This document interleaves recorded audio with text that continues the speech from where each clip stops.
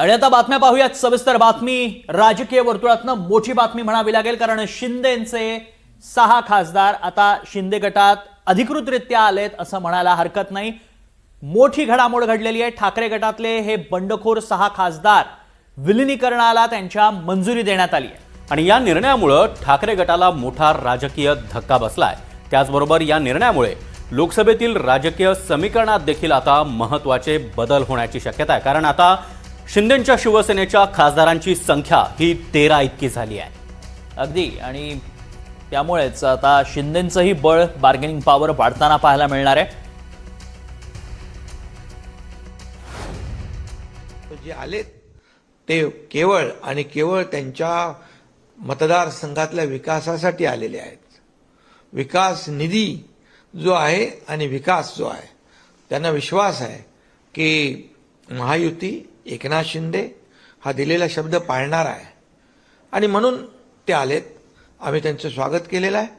त्यांच्या विकासासाठी काही कमी पडू देणार नाही हा शब्द आम्ही त्यांना दिलेला आहे।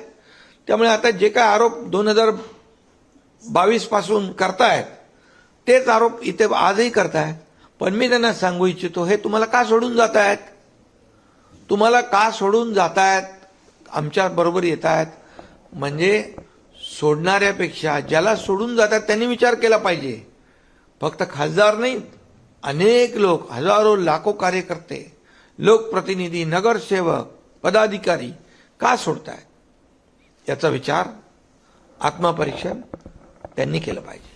दरम्यान बंडखोर खासदारांच्या विलीनीकरणावर आता ठाकरेंच्या शिवसेनेची पहिली प्रतिक्रिया आली आहे। विलीनीकरणावर संजय राऊतांनी अवघ्या एका वाक्यात उत्तर दिलंय। याला काय निकाल म्हणतात का? एवढीच प्रतिक्रिया खासदार संजय राऊतांकडून देण्यात आली आहे।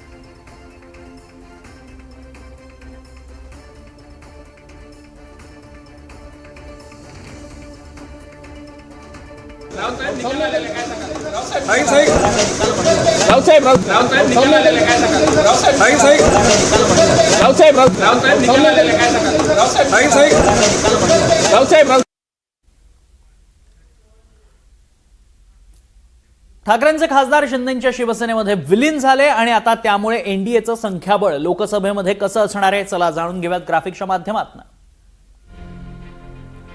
तर एनडीएमध्ये शिवसेनेची ताकद आता वाढली आहे, कारण भाजपनंतर अर्थात भाजपचे 239 खासदार आहेत आणि त्यानंतर दुसरा मोठा पक्ष तेलुगू देसम त्यांचे 16 खासदार आहेत, तर शिवसेना शिंदे गटाचे अर्थात एकनाथ शिंदे यांच्या शिवसेनेचे आता संसदेमध्ये 13 खासदार असणार आहेत। त्यामुळे एनडीएमधील तिसरा मोठा पक्ष आता शिवसेना ठरतीये।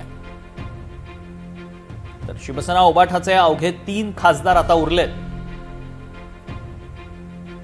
त्याचबरोबर आम आदमी पक्ष, मुस्लिम लीग आणि झारखंड मुक्ती मोर्चा यांचे देखील 3 खासदार आहेत। शिंदेंच्या शिवसेनेनं नितीश कुमारांच्या पक्षालाही मागे टाकलंय। नितीश कुमार यांचा जेडीयू अर्थात जनता दल संयुक्त हा 4थ्या क्रमांकावर असेल एनडीएमध्ये।